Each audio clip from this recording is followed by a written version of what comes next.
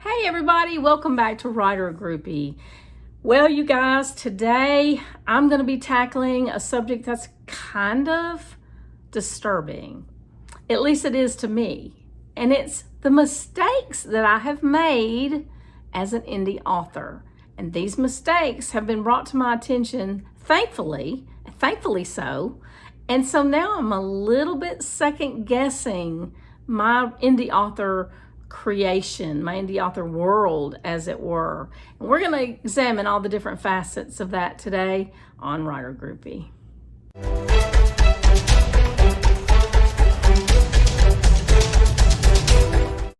Well, the first thing I want for you to know is that as an indie author, I have control over everything and you have control over everything.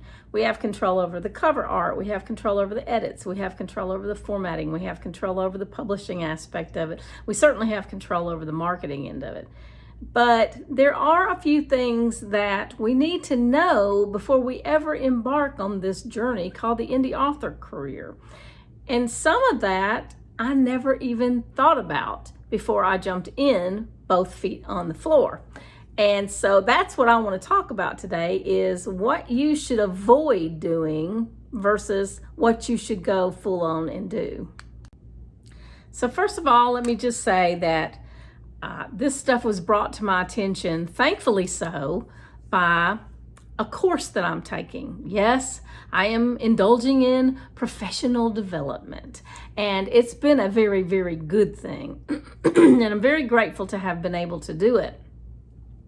And the first thing I'm going to talk about is when you get ready to put your book into the world, picking a known, solid genre, because that's the place you put it in the bookstore.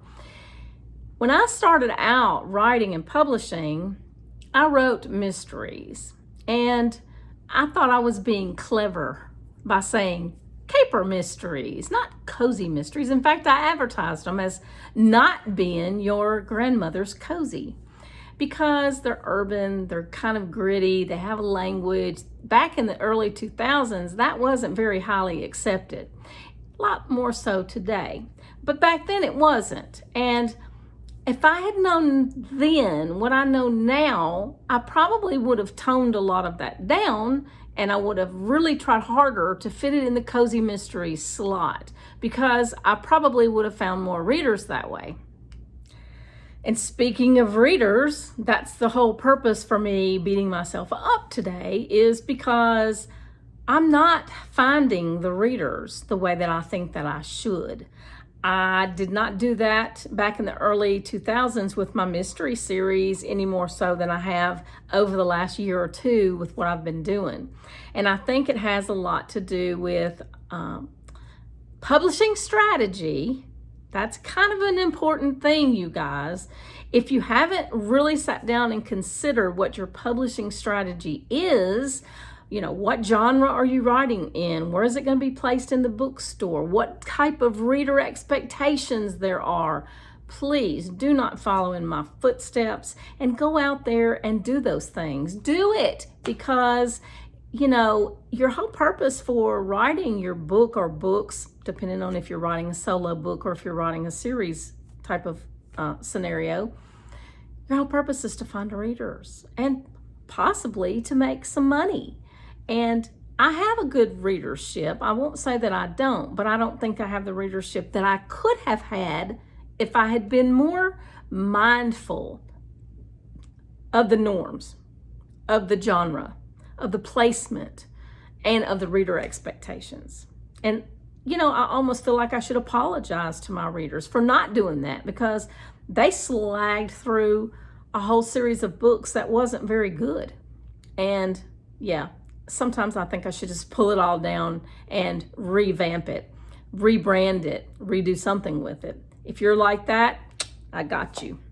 And there's nothing wrong with rebranding and reformulating a set of books that you've already got out into the public world, the reading public or whatever. there's nothing wrong with rebranding. And like I said, I may do that at some point. But my thing is, because I'm an older writer, I'm a senior writer, I'm an elderly writer, I'm not in my 20s and 30s like some of you are, I hesitate to spend time doing those kinds of things when I should be devoting my time into new projects, moving forward. And so what I'm learning in this course, I'm going to take it, and I am really going to take it to heart and really apply it, so that moving forward, everything that I come out with from this point forward will be a lot more of what a reader expects. The one thing that I can say that I did get right, in my opinion, are covers. I think that my covers have been spot on for books in that sort of genre that I placed them in at that time. Now covers change. I mean, I remember back in the early 2000s, thriller novels were all silhouettes in darkness. It was very dark, silhouettes, there wasn't a whole lot of any kind of real imagery on a thriller cover. Today it's a whole lot different. Now I think they have a lot more intense covers that will really pull you in and say, oh, that's definitely a thriller. But not so much for what I've written. My caper cozy mysteries they're funny, they're lighthearted. And so I didn't want a dark and dreary cover. I wanted for them to be light and kind of cozy mystery-ish. And so that's what I went in after, and that is what I accomplished, and I think I did a good job. If you want to see those books, just hang around. I'll flash the covers and you can see the books I'm talking about. Maybe you do like those kinds of books and you'd like to read them. I would love it if you did that. I would love it if you became a reader and a fan and a follower of mine. That would thrill me to death. But for now, let me just say that some of the things that I failed at were the reader expectations and the knowledge about genre and placement. And I think I fell short on that, even though the covers are okay.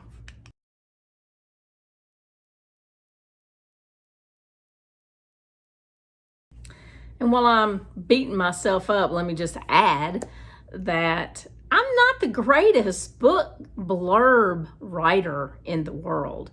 I think that book blurb writing is a special talent, and I don't feel like I have it. And so a lot of the descriptions on my books out there, I think they fall short. I don't think that they're very hooky. You know what I'm saying? They don't draw you in and make you go, I really think I want to read this book. And in today's market, with so many choices and so many books out there, a writer has to be creative. They have to really be on task with the book description aspect of it. And so that's kind of another thing I think I'm falling short on, is how I'm describing the books on the Amazon page. I know now they have the A+ stuff where you can use imagery and you can have a lot more of a luscious look to the book description page. I will get there.